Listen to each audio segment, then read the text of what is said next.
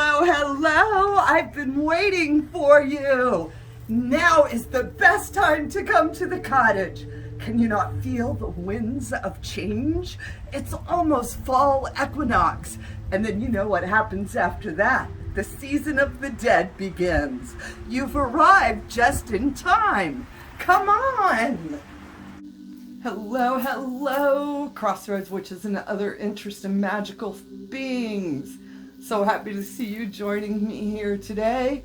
I'm going to tell you, of course, I got a good topic, a little bit of a dark topic. Today we're going to be talking about justified vengeance. Talk about cursing and hexing. All right, what is my ethical and moral code in regards to cursing and hexing? We should all have our own personal ethical guideline, ethical code, and we should also have a very strong moral compass. All right, and these are things that you need to, if you don't already have that sense of, you need to go down that rabbit hole. Because we were discussing that, yes, as a dark witch, I'm really not dark. I do not typically run around cursing on folk, very rarely, if ever, except for that lady last week. I'm just joking. Y'all, I'm just joking. But what I am going to say is when we talk about what is justified vengeance, all right, it is exactly what it says. It's justified, all right, justified. And there are several instances. I can't use a lot of the words because of the algorithm when we talk, about SA, when we talk about the R word. We can go on and on with a list of what's justifiable vengeance. I'm like, well, I have a list of things that are justifiable for me personally, but it's about you developing your own list, all right? And what is the ethical code for that? How do you typically go about it? Well, it's always first about, a lot of times ground, shield, and protect. And what I tell people, this translates to defend, deflect. The first thing you do is protect, batten down the hatches, so to speak. All right, figure out what you can do potentially to work for a resolution or a solution. But if that doesn't work, you've reached a point, you've contemplated, then you go from defend, deflect to destroy. All right, within folk witchcraft, folk magic. Just say it right now. Don't ask me in the comments. No, we do not believe in karma. What we believe is if you mess with me, I'm going to hit you 3 times as hard so that you never, ever do it again. Do not mess with me, all right? If you are going to get me to that point, I am going to be coming hard. That's what I was talking about. For me, it's defend, deflect, destroy. If I'm at that point, I am no hold back. I'm going to plan it out. And that's the next thing we're going to talk about. This type of energy needs to be handled carefully, needs to be handled with serious contemplation. You need to at least be letting a moon cycle or 2 passing. Do nothing, witches. Let me say it once more. Do nothing in the passion, the heat of the moment. Worst time possible.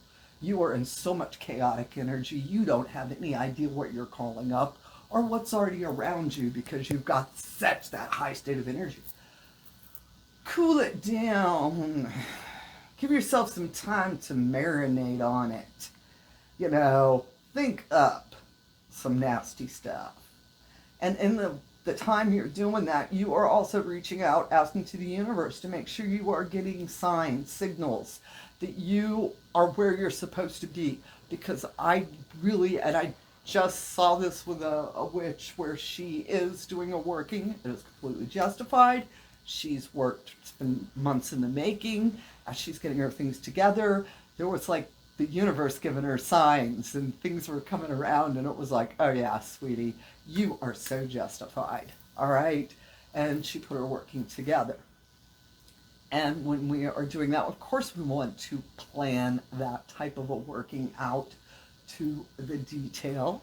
If possible, it is so much about This is one of the times where I will sit, I did a video, when do you stand under a full moon? What night do you do things?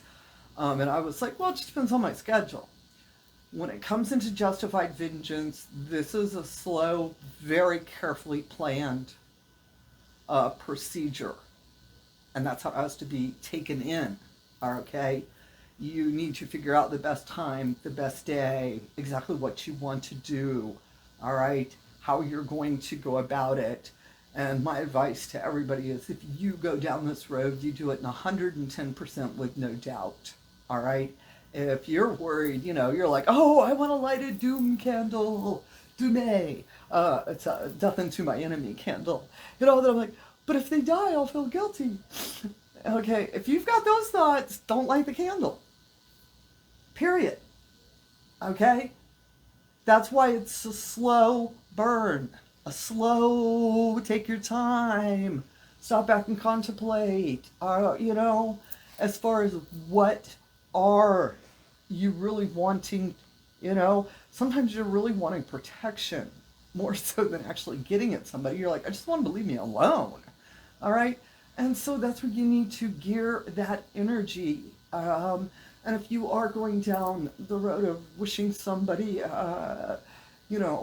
foul, filth, and death, my advice is you better make damn sure you're justified and be committed to the outcome, understanding there will be an outcome, witch. All right? So this is just a little short video on justified vengeance and how do I know when it's justified, when it's wrong. That's how I know when it's wrong. And I've done given someone just every opportunity and they still come at me. I have the right at that point, to defend myself, to come back at somebody. And if I'm going to come at you, I'm going to come at you as hard as I can. But I do not, and I just want to say this so much, which is this should not be what we're about. All right? Yeah, I'm a dark witch, but I seek the light. All right? When somebody has done something to me, all right, I look at it stoic. You all have heard me, those of you that watch this video, a stoic, objective approach where I step back and try to see the entirety of the situation. Where's my fault lie? What can I learn? And then there are times where I'm like, man, that was just wrong. That's straight up wrong. You done slapped on me and I'm going to slap your ass back and I'm going to put you on the sidewalk. Don't mess with me. Leave me alone. And that should be the very last thing you ever consider. And if you are considering these type of things, I would hope that you would seek counsel with somebody that you deem wiser than yourself to discuss these issues with. It's not about hurting on folks, and it's not about being spiteful or getting back on people. But this is sometimes where the universe, it knows that you have the absolute right to be doing this, is all I'm saying. I don't want to get up into too many, but anybody else's morals. Like I said at the beginning of this video, morals and ethics.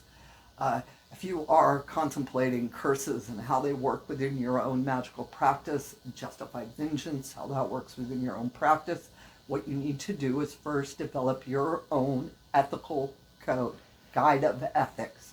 I have mine. I have Taren's Guide of Ethics, and I have Taren's Moral Compass. There are things that I will and will not do.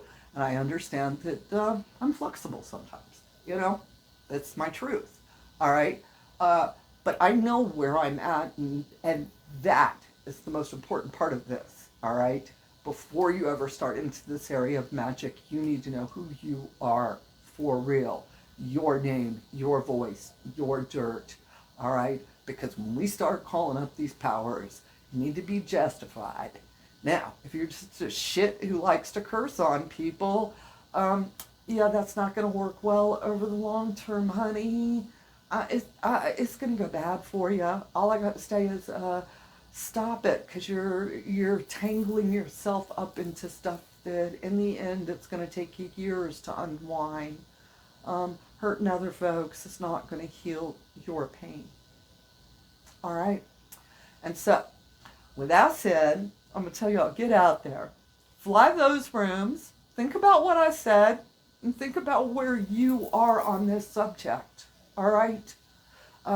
There is no all witches have this ethical code. All witches follow this moral compass. That's not the truth. Okay? You've got to develop yours. Decide. Know where you are. And also have strong boundaries. And when that line has been crossed, then you have every right to do what you feel you need to do. So, I will be quiet this time. All right, witches. Thank y'all so much for your support. Get out there, fly those brooms. Have a bright, blessed day. And as always, amen, blessed be, Ashe, and A-Bobo. Ooh, for those of you that have stayed till the end, I want to give y'all just a little tidbit. The best time to lay out a curse is in the twilight hour, all right? That really wonderful when day is going to night, dusk, right as you get into twilight with the last shadows.